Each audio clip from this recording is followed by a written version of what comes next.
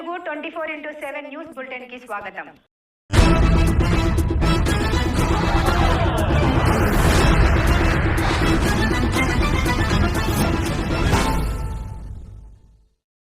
కూటమి ప్రభుత్వం ఏర్పడి 2 ఏళ్లు దిగ్విజయంగా పూర్తి చేసుకున్నామని కురుపాం నియోజకవర్గం ఎమ్మెల్యే తోయక జగదీశ్వరి అన్నారు.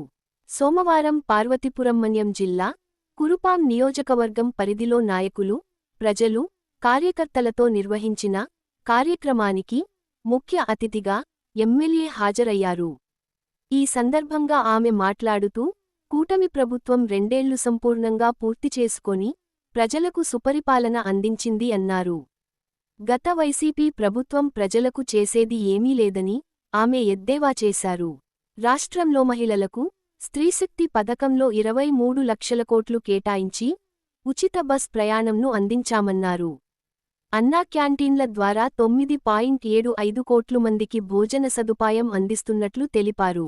46 లక్షల మంది పిల్లలకు తల్లికి వందనంలో భాగంగా 8,985 కోట్ల రూపాయలును కేటాయించినట్లు ఆమె తెలిపారు.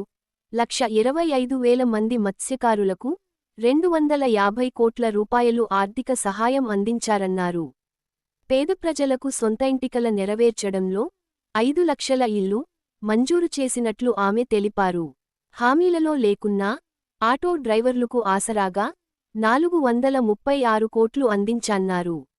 జాబ్ క్యాలెండర్లో భాగంగా 5,757 పోలీస్ ఉద్యోగాలును మరియు డిఎస్సిలో 16,347 ఉపాధ్యాయుద్యోగాలు నిరుద్యోగ యువతకు కల్పించారని ఆమె తెలిపారు.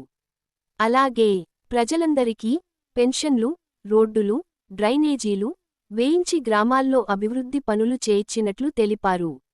ఈ కార్యక్రమంలో గరుగుబిల్లి మండలాధ్యక్షులు మరడాన నారాయణస్వామి, మరడాన తవిటి నాయుడు, ఎక్సజెడ్పీటీసీ, వైస్ చైర్మన్, ఇతర మండలాల నాయకులు మాట్లాడుతూ, చంద్రబాబునాయుడు నాయకత్వంలో ముఖ్యంగా పేదలకు, అర్హులకు పూర్తిస్థాయిలో పథకాలు అందుతున్నాయని, క్షేత్ స్థాయిలో కూటమి నాయకులు, పార్టీ కార్యకర్తలు పార్టీ బలోపేతంకు తీవ్రస్థాయిలో కష్టపడ్డారన్నారు.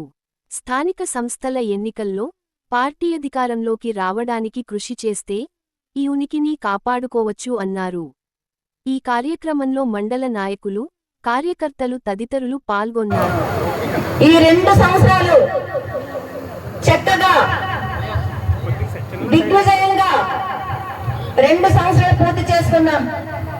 ఆ ఘనతంతా మీ అందరిది. నిజంగా చెప్పాలంటే ఈరోజు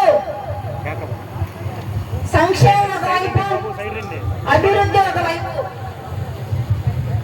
ఎంత చక్కగా ఉన్నాయనేది మీకందరికీ తెలుసు. గత వైసీపీ పాలనలో ఎన్ని అరాచకాలు, ఎన్ని ఇబ్బందులు, ఇవన్నీ కూడా మీరందరూ చూశారు. నిజంగా ఈరోజు మీ అందరూ కళ్ళల్లో ఆనందం చూడడానికే మన సీఎం గారు ప్రతిరోజు మరి ఎన్ని ఇబ్బందులు పడుతున్నా